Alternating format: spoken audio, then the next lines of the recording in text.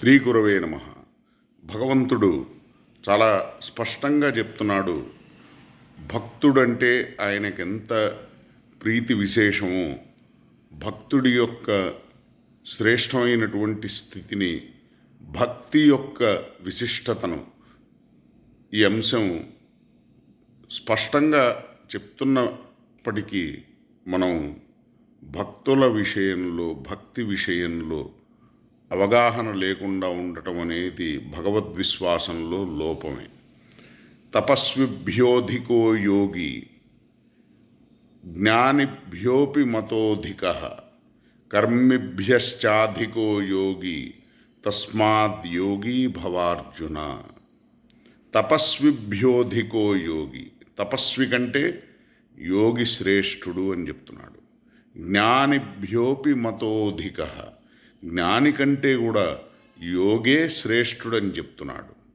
కర్మిభ్యశ్చాధికో యోగి, వర్ణాశ్రమ ధర్మాలను తూచా తప్పకుండా చక్కగా పాటించేవాడి కంటే కూడా కర్మిభ్యశ్చాధికో యోగి, యోగి శ్రేష్ఠుడని చెప్తున్నాడు. తస్మాత్ యోగి భవార్జున, నీవు యోగివి కమ్ము అని చెప్తున్నాడు. యోగినామపి సర్వేషాం మద్గతేనాంతరాత్మన, ఇక్కడతో ఆగట్ల.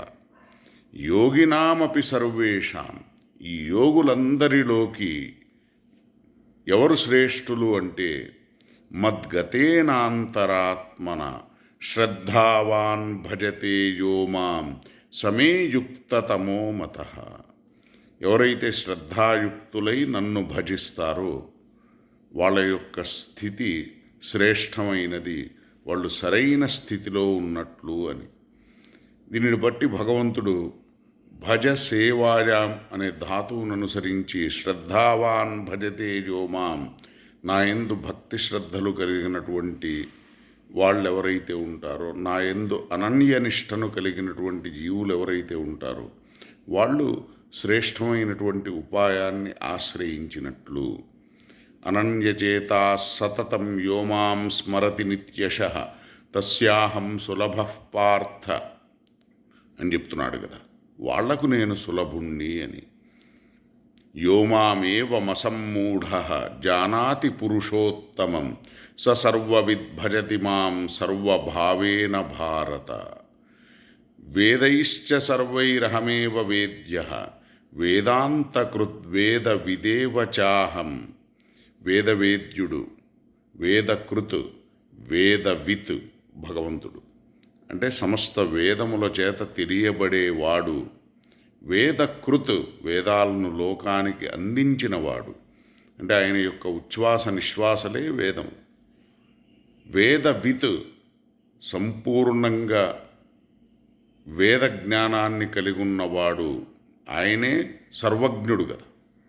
అటువంటి భగవంతుడు చెప్తున్నాడు, సర్వవిత్ ఎవరంటే, సమస్తం తెలిసినవాడు ఎవడంటే, నా విషయంలో ఎలాంటి అవిశ్వాసం లేకుండా యోమామేవమసమ్మూఢః, నేను పురుషోత్తముణ్ణి అనే నిశ్చయాన్ని ఎవరైతే బలంగా కలిగి ఉంటారో, ఆ నిష్ఠతో ఎవరైతే ఉంటారో, స సర్వవిత్ భజతి మాం సర్వభావేన, సర్వభావములతో నన్ను భజిస్తారు, నన్ను భజిస్తాడు.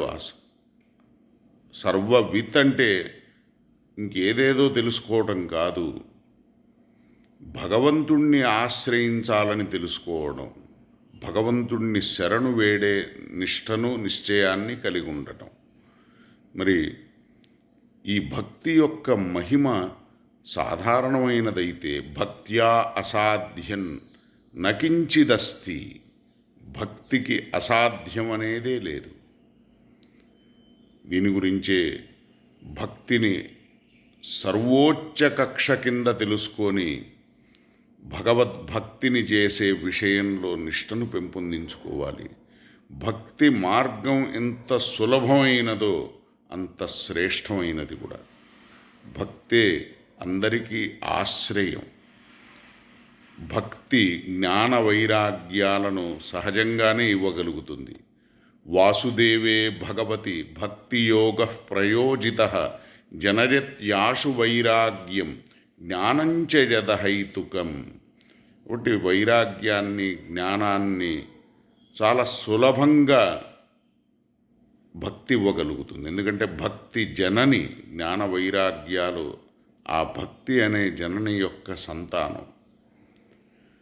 అందువలన మనం ప్రయత్నించవలసింది భగవద్భక్తిని పొందడానికి. అయితే భక్తికి అనుకూలమైనటువంటి జ్ఞానాన్ని మాత్రమే మనం గ్రహించాలి. యస్మిన్ శాస్త్రే పురాణే వా హరిభక్తిర్న దృశ్యతే శ్రోతవ్యన్నైవ తచ్ఛాస్త్రం. భక్తి శాస్త్రాణి మననీయాని తదుద్బోధక కర్మాణ్యపి కరణీయాని. మరి వేదం ఉద్ఘోషిస్తోంది భక్తిని చేయమని. పురాణాలు శ్లాఘిస్తున్నాయి భక్తి మహిమను. ఆలోడ్య సర్వశాస్త్రాన్ని విచార్య చ పునః పునః ఇదమేకం సునిష్పన్నం ధ్యేయో నారాయణో హరిహి. భగవంతుణ్ణి ధ్యానించటం, ఆయన రూపధ్యానం ఏదైతే ఉందో ఇది సర్వశ్రేష్టమైనటువంటి సాధన అని వ్యాసమహర్షి బోధిస్తున్నాడు. కాబట్టి మనం భగవంతుడి విషయంలో అచంచలమైనటువంటి విశ్వాసాన్ని బలపరుచుకోవాలి. అదే మన శ్రేయస్సుకు మార్గం. హరయే నమః, గురవే నమః.